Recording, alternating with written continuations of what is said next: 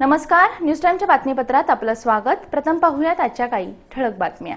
Field जेलमध्ये भोगता येणार 1 दिवसांचा तुरुंगवास, मध्यवर्ती कारागृहाचा आगळा वेगळा उपक्रम।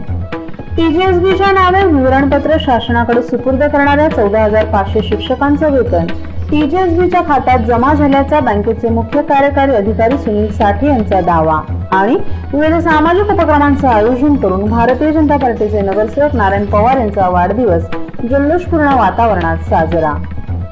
या आणि इतर घडामोडींचा आढावा पण छोट्याशा जाहिरातीनंतर।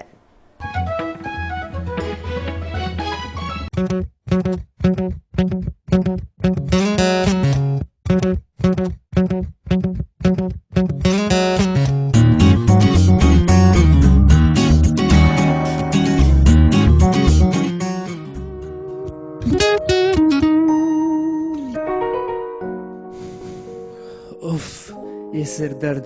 सर आप कुछ लेते क्यों नहीं? कौन सी दवा लूं? सर आपको दवा की नहीं, सही इंटरनेट सर्विस की जरूरत है। कहीं है ऐसी कोई अच्छी इंटरनेट सर्विस?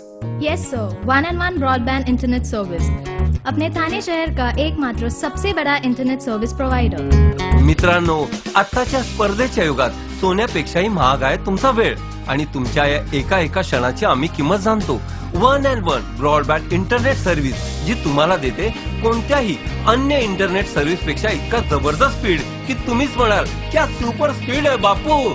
मग आजच सामील व्हा या वेगवान इंटरनेटच्या सफरीवर। 1&1 ब्रॉडबँड इंटरनेट सर्व्हिस, आजच संपर्क करा 2547 9830।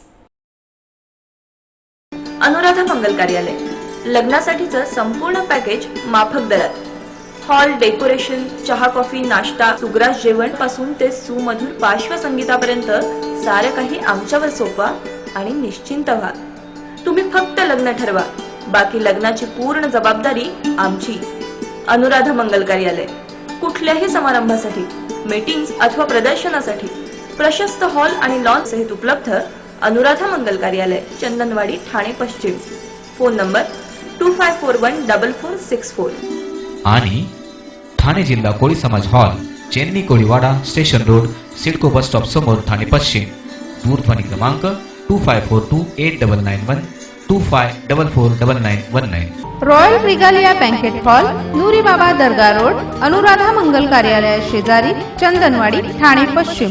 दूरध्वनी क्रमांक 25414464 25449919।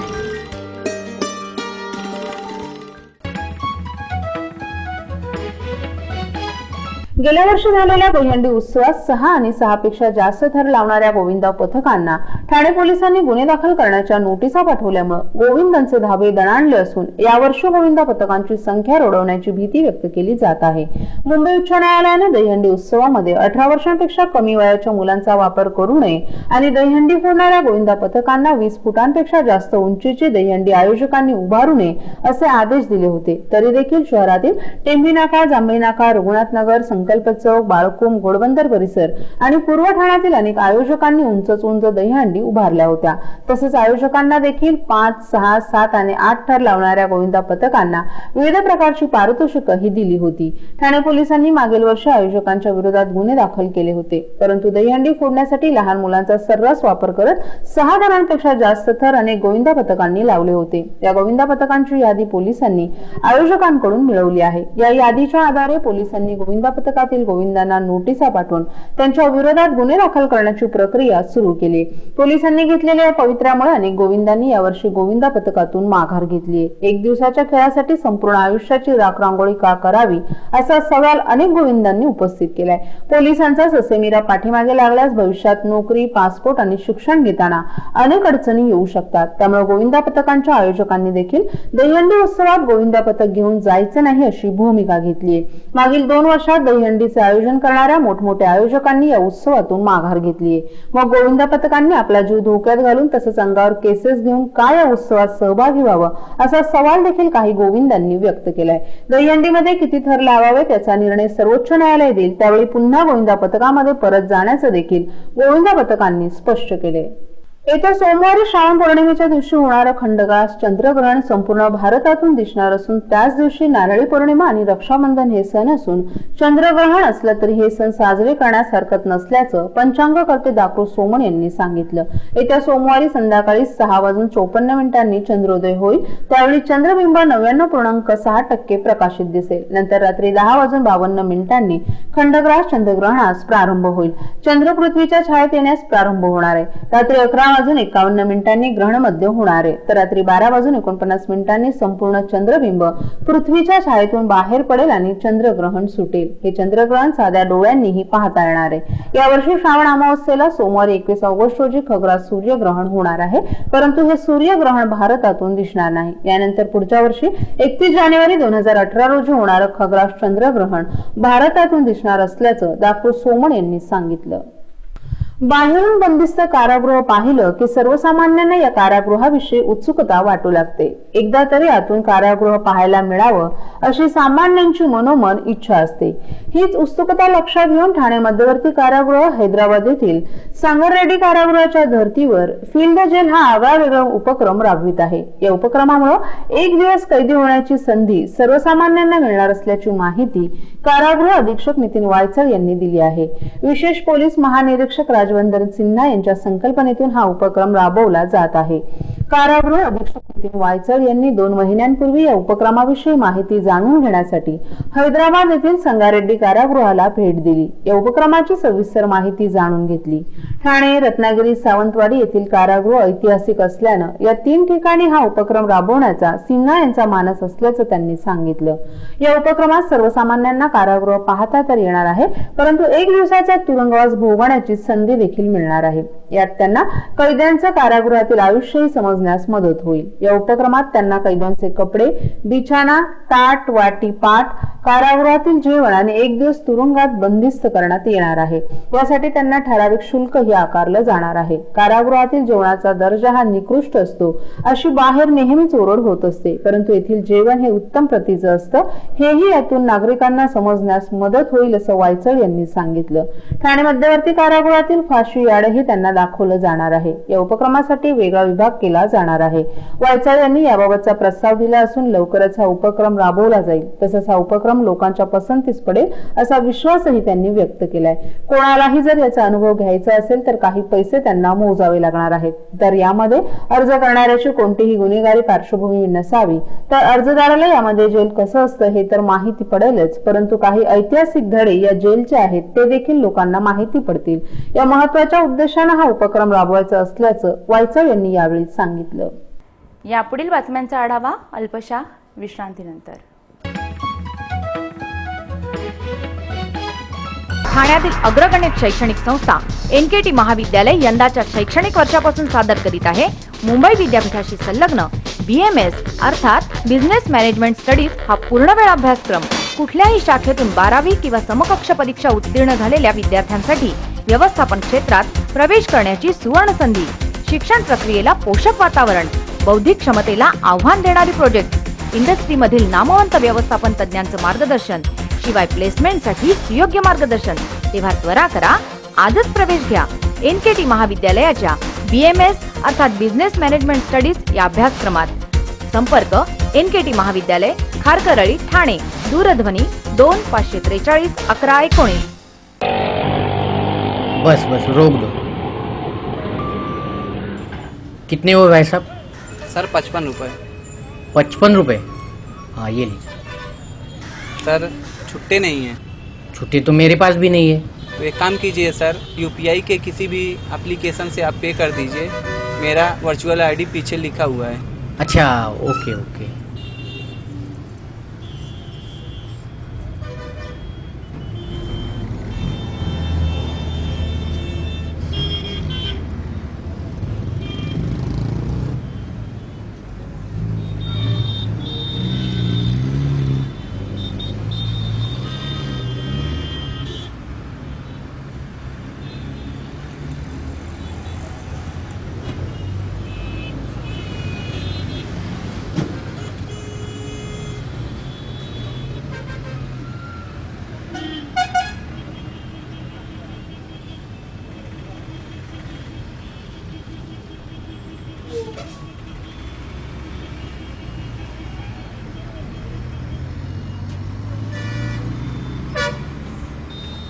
हम यूपीआई को सपोर्ट करते हैं। मेरा देश, मेरा देश, मेरा देश, मेरा देश बदल रहा है, आगे बढ़ रहा है।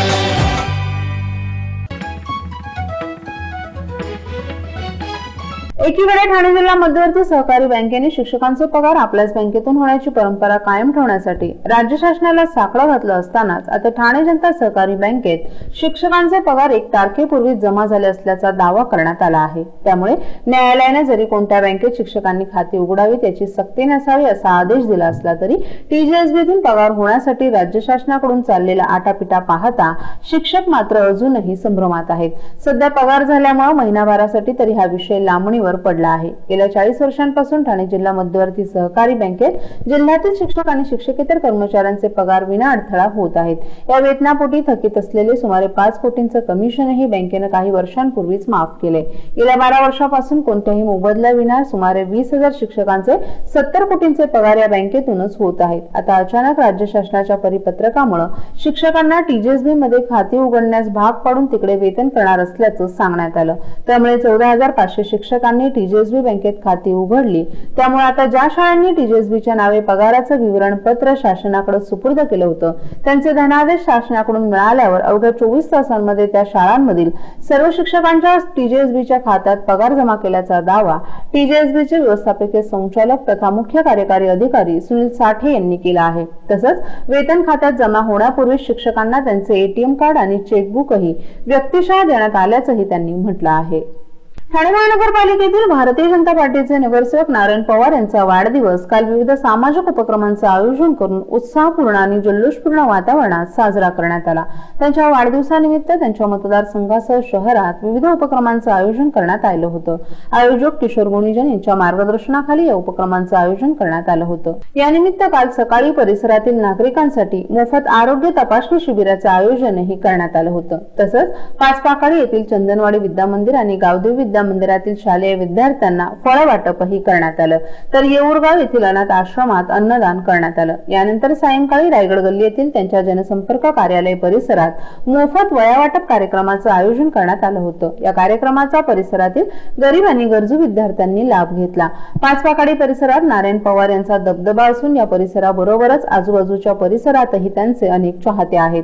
नारायण पवार यांनी ठाणे महानगरपालिका सार्वत्रिक निवडणुकांच्या वेळी काँग्रेसला रामराम ठोकून भारतीय जनता पार्टीत प्रवेश केला आणि निवडणूक लढवली। या निवडणुकीतही त्यांनी घवघवीत यश मिळवत विजयाची पताका कायम ठेवली। काँग्रेस सोडून भारतीय जनता पार्टीत प्रवेश केल्यानंतर त्यांचा हा पहिलाच वाढदिवस असल्यानं भारतीय जनता पार्टीच्या कार्यकर्त्यांमध्ये उत्साहाचं वातावरण होतं। त्यांनी आपल्या प्रभागात अनेक विकास कामं केली असून या विकास कामांच्या जोरावर प्रत्येक वेळी नगरसेवक पदावर गेली 20 वर्ष ते निवडून आले आहेत। शिवसेनेचा बालेकिल्ला असलेल्या परिसरात काँग्रेस नंतर आता त्यांनी भारतीय जनता पार्टीचा झेंडा फडकवलाय। ठाणे शहरात दाखल झालेल्या एसआरडी प्रकल्पाची प्रथम अंमलबजावणी करून झोपडीतील रहिवाशांना सुसज्ज इमारतीत हक्काचं घर देणारा पहिला नगरसेवक म्हणून त्यांची ख्याती आहे।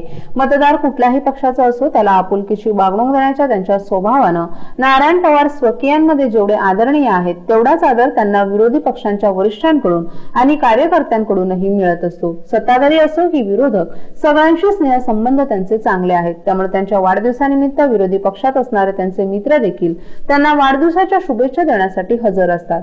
काल संध्याकाळी अनेक मान्यवरांच्या उपस्थितीत केक कापून त्यांचा वाढदिवस साजरा करण्यात आला। यावेळी विशेषतः परिसरातील नागरिकांनी आणि त्यांच्या चाहत्यांनी त्यांचं अभिष्ट चिंतन करून त्यांना वाढदिवसाच्या शुभेच्छा दिल्या। भाजपचे नगरसेवक अशोक राऊळ, राष्ट्रवादी काँग्रेसचे नगरसेवक हनुमंत जगदाळे, उपमहापौर रमाकांत मडवी, नगरसेवक राम रेपाळे, काँग्रेसचे ठाणे शहर अध्यक्ष मनोज शिंदे, माजी शहराध्यक्ष बाळकृष्ण पुर्णेकर, शिवसेनेचे नगरसेवक उमेश पाटील, सेनेचे उपनेते दशरथ पाटील, माजी नगरसेवक संजय तरे, ठाणे महानगरपालिकेतील विरोधी पक्षनेते मिलिंद पाटील, भरत पडवळ, नगरसेवक सुधीर कोकाटे, हेमंत पवार, नगरसेविका जयश्री फाटक, कांचन चिंदरकर, मालती पाटील यांच्यासह अनेक मान्यवरांनी उपस्थित राहून त्यांना वाढदिवसाच्या शुभेच्छा दिल्या। कोपरी प्रभागातील ठाणे महानगरपालिकेतील शिवसेनेच्या नगरसेविका मालती पाटील यांचा वाढदिवस नुकताच उत्साहात साजरा करण्यात आला। त्यांच्या वाढदिवसानिमित्त शहरात विविध सामाजिक उपक्रमांचं आयोजन करण्यात आलं होतं। त्यांना वाढदिवसाच्या शुभेच्छा देण्यासाठी त्यांच्या कुटुंबियांसमवेत राजकीय, सामाजिक तसंच शैक्षणिक क्षेत्रातील अनेक मान्यवर उपस्थित होते। यावेळी शिवसेनेच्या नगरसेविका परिषा सरनाईक, जयश्री फाटक, कांचन चिंदरकर, महापौर मीनाक्षी शिंदे, समाजसेवक रमाकांत पाटील तसंच शिवसेनेचे इतर पदाधिकारी, कार्यकर्ते तसंच महिला कार्यकर्त्या मोठ्या संख्येनं उपस्थित होत्या. यावेळी त्यांच्या जनसंपर्क कार्यालयात त्यांचं अभिष्ट चिंतन केल्यानंतर केक कापून त्यांचा वाढदिवस साजरा करण्यात आला. नगरसेविका मालती पाटील यांनी कोपरीचा खऱ्या अर्थाने विकास करण्याचा विडा उचलला असून त्यांच्या कर्तव्य दक्षतेमुळेच आजची विकसित कोपरी दिसत आहे. विकासाची गंगोत्री म्हणूनच त्यांना संबोधलं जावं अशी त्यांची कर्तबगारी त्यांनी अवघ्या 3 वर्षातच दाखवून दिली आहे. कोपरीतील प्रभाग क्रमांक 50च्या बहुभाषिक आणि बहुधर्मीयांना त्यांनी विजय मिळवून दिल्यानंतर त्यांनी कोपरीला विकसित करण्याचा चंगच बांधला असल्याचं बोललं जातं. त्यांनी आपल्या अवघ्या 4.5 वर्षाच्या कारकिर्दीमध्ये कोपरीचा कायापालट करून येथील अनेक प्रश्न सोडवण्यासाठी प्रयत्न केले आहेत. त्यामुळे ते आपल्या प्रभागातील लाडक्या नगरसेविका असून त्यांना वाढदिवसाच्या शुभेच्छा देण्यासाठी परिसरातील अनेक नागरिकांनी गर्दी केली होती. यापुढील बातम्यांचा आढावा अल्पशा विश्रांतीनंतर. अहो, आपण आपलं घर स्वच्छ, सुंदर, नेटनेटकं ठेवतो ना, मग आपण आपल्या शहराच्या बाबतीत उदासीन का? आपलं शहर स्वच्छ, सुंदर आणि नेटनेटकं ठेवणं ही आपली जबाबदारी आहे, हो ना? मग उचला फोन आणि विना परवाना होर्डिंग्स, बॅनर्स कुठे दिसले तर 1800-222-108 या टोल फ्री क्रमांकावर कळवा किंवा 75069464155 या भ्रमणध्वनीद्वारे आपली तक्रार नोंदवा किंवा महापालिकेने तयार केलेल्या स्टार ग्रेड ॲप्लिकेशनद्वारे आपली तक्रार नोंदवा. त्याची दखल त्वरित घेतली जाईल. लक्षात घ्या, आपला छोटासा सहभाग आपलं शहर स्वच्छ, सुंदर आणि नेटनेटकं बनवू शकतो. जसं आपलं घर तसं आपलं ठाणे शहर.